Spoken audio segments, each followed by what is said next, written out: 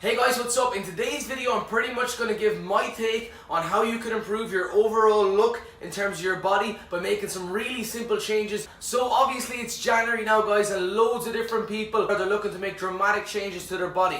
Many of whom will actually give up within a few weeks time because the original approach they're going to take will be unsustainable and they won't be able to keep that going for a long period of time, which is really what fitness is all about. The more consistent you are in terms of your exercise and nutrition, the better your results are going to be, not only in the short term but in the long term. It's no good losing 2 stone in 4 weeks if you're going to pile back on 3 stone 6 months down the line, guys. It's all about what's sustainable, and what's realistic for you. One of the main problems that I've noticed in Ireland, particularly in Irish families, is some bad habits that a lot of us have fallen into. And these can be very simply eradicated, and if we do so, it will lead us in a much better position. There's simple choices that we can simply eradicate out of our diet. If we do so, we're putting ourselves in a massive advantage of getting into much better shape, not only for this year, but for many years down the line. Some of the bad habits that many different families fall into is picking up a lot of shit food within the shopping. You can't get bored and snack on junk food if it's not available or if it's not in the press in the house to you.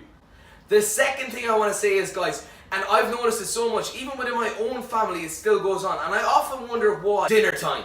You come home, you have your potatoes, whatever the meat is of the day, your vegetables, maybe some gravy. It's all relatively clean up until the point when somebody in the house says, put the kettle on. And all of a sudden, the biscuits and the chocolates and the dessert is coming out of the cupboard, coming out of the freezer, and you're going to start tucking into them and you just simply can't stop. The first question I would ask you is, before you start tucking into your biscuits, while your cup of tea is being made or while your cup of coffee is being made, you have to ask yourself, am I hungry? Probably not. You're just after having your biggest meal of the day, your dinner.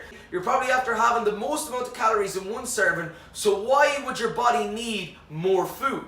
This is the worst bad habit amongst all Irish families. Shit food after dinner, with your cup of tea or with your cup of coffee, whatever it is. You have to ask yourself, guys, why are you dipping into the biscuits? Why are you dipping into the sweets? You don't need the food. You're already after having a ton of food. You're already after having a ton of calories within your overall dinner meal. Why can't you just have your cup of tea and then get back to whatever you're doing on your daily routine?